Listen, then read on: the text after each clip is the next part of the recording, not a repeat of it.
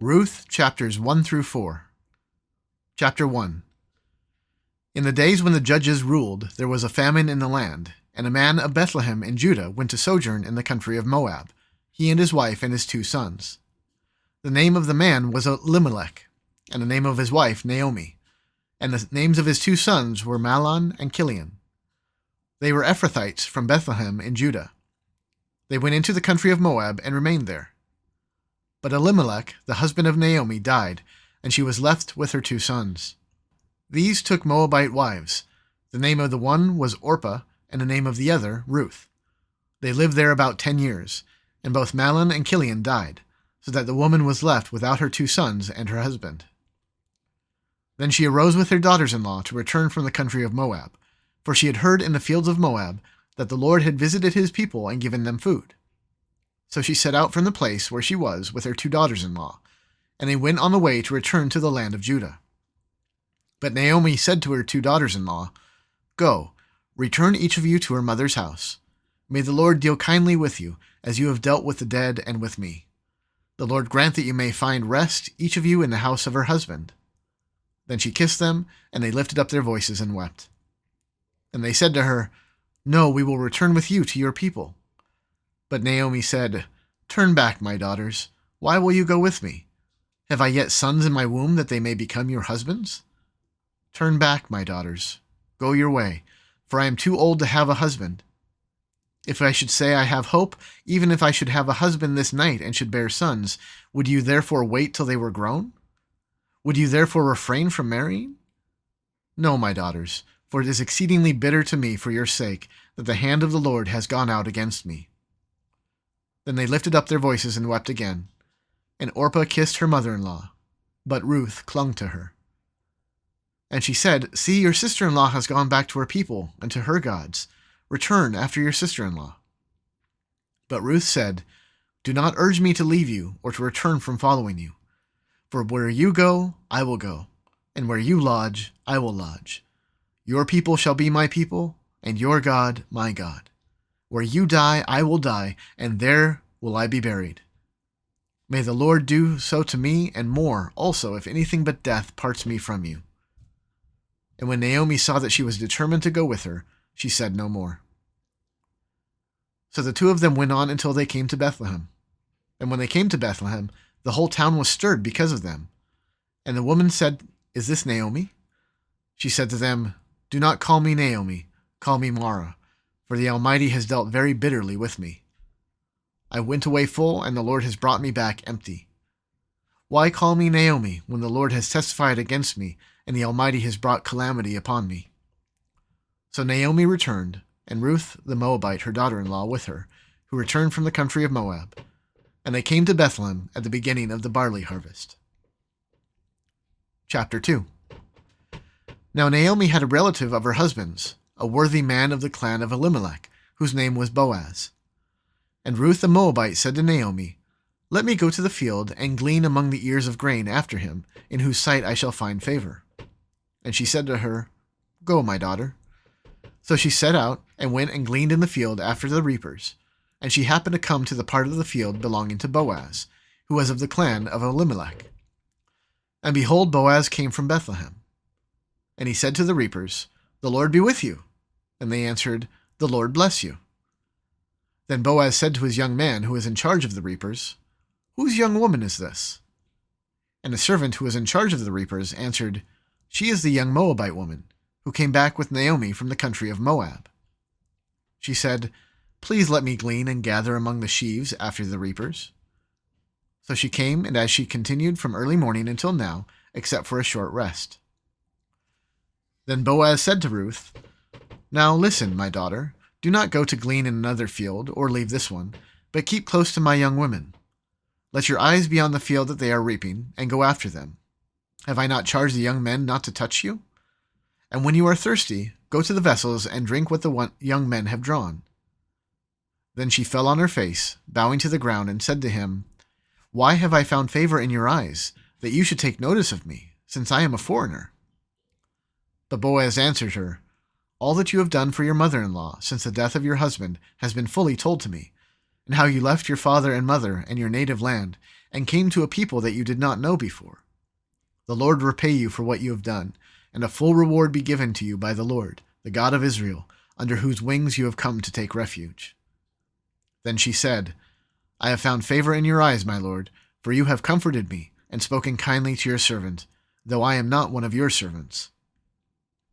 And at mealtime Boaz said to her, "Come here and eat some bread, and dip your morsel in the wine."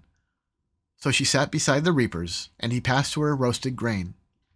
And she ate until she was satisfied, and she had some left over. When she rose to glean, Boaz instructed his young men, saying, "Let her glean even among the sheaves, and do not reproach her.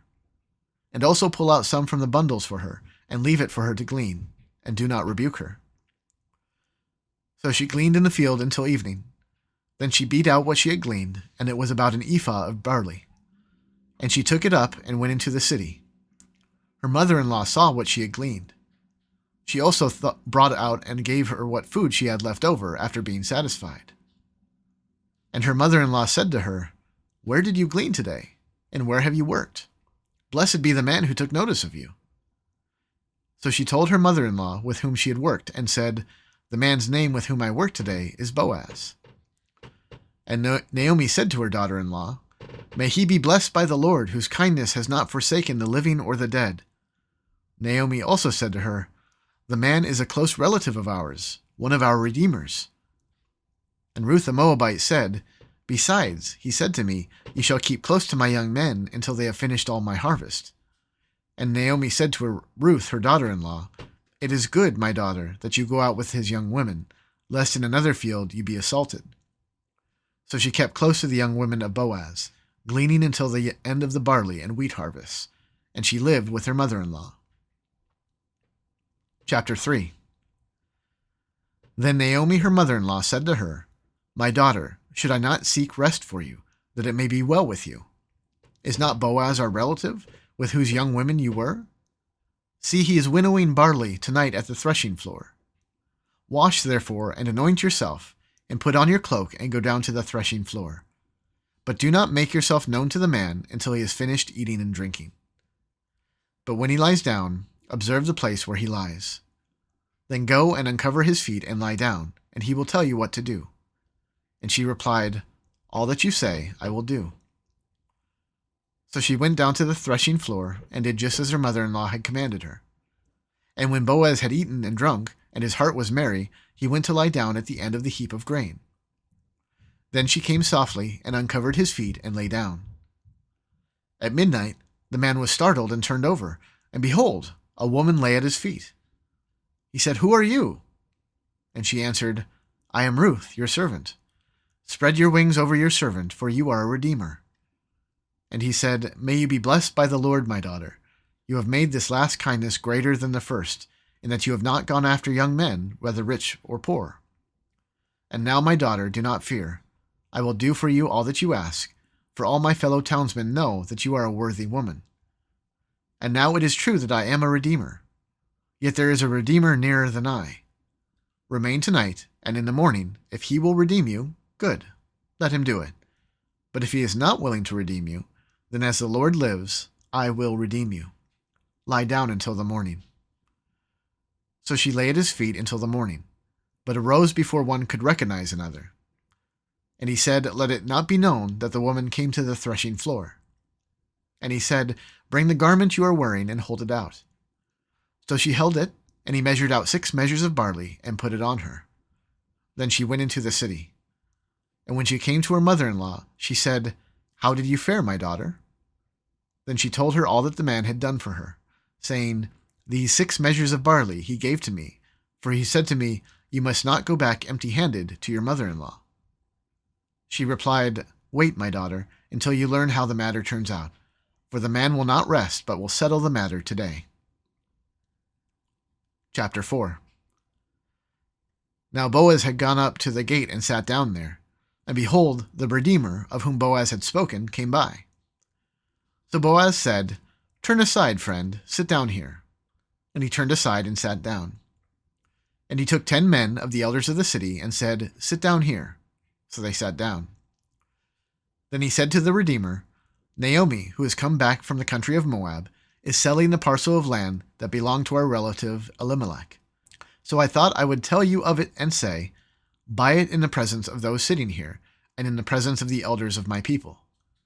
If you will redeem it, redeem it. But if you will not, tell me, that I may know, for there is no one besides you to redeem it, and I come after you. And he said, I will redeem it. Then Boaz said, the day you buy the field from the hand of Naomi, you also acquire Ruth, the Moabite, the widow of the dead, in order to perpetuate the name of the dead in his inheritance. Then the Redeemer said, I cannot redeem it for myself, lest I impair my own inheritance. Take my right of redemption yourself, for I cannot redeem it. Now this was the custom in former times in Israel concerning redeeming and exchanging. To confirm a transaction, the one drew off his sandal and gave it to the other, and this was the manner of attesting in Israel. So when the Redeemer said to Boaz, buy it for yourself, he drew off his sandal. Then Boaz said to the elders and all the people, you are witnesses this day that I have bought from the hand of Naomi all that belonged to Elimelech, and all that belonged to Chilion and to Mahlon. Also Ruth the Moabite, the widow of Mahlon, I have bought to be my wife, to perpetuate the name of the dead in his inheritance, that the name of the dead may not be cut off from among his brothers and from the gate of his native place. You are witnesses this day. Then all the people who were at the gate and the elders said, we are witnesses. May the Lord make the woman who is coming into your house like Rachel and Leah, who together built up the house of Israel. May you act worthily in Ephrathah and be renowned in Bethlehem, and may your house be like the house of Perez, whom Tamar bore to Judah, because of the offspring that the Lord will give you by this young woman. So Boaz took Ruth, and she became his wife. And he went into her, and the Lord gave her conception, and she bore a son. Then the women said to Naomi, blessed be the Lord, who has not left you this day without a redeemer, and may his name be renowned in Israel. He shall be to you a restorer of life and a nourisher of your old age. For your daughter-in-law who loves you, who is more to you than 7 sons, has given birth to him. Then Naomi took the child and laid him on her lap and became his nurse. And the women of the neighborhood gave him a name, saying, a son has been born to Naomi. They named him Obed. He was the father of Jesse, the father of David. Now these are the generations of Perez. Perez fathered Hezron. Hezron fathered Ram. Ram fathered Amminadab. Amminadab fathered Nahshon. Nahshon fathered Salmon. Salmon fathered Boaz. Boaz fathered Obed. Obed fathered Jesse. And Jesse fathered David.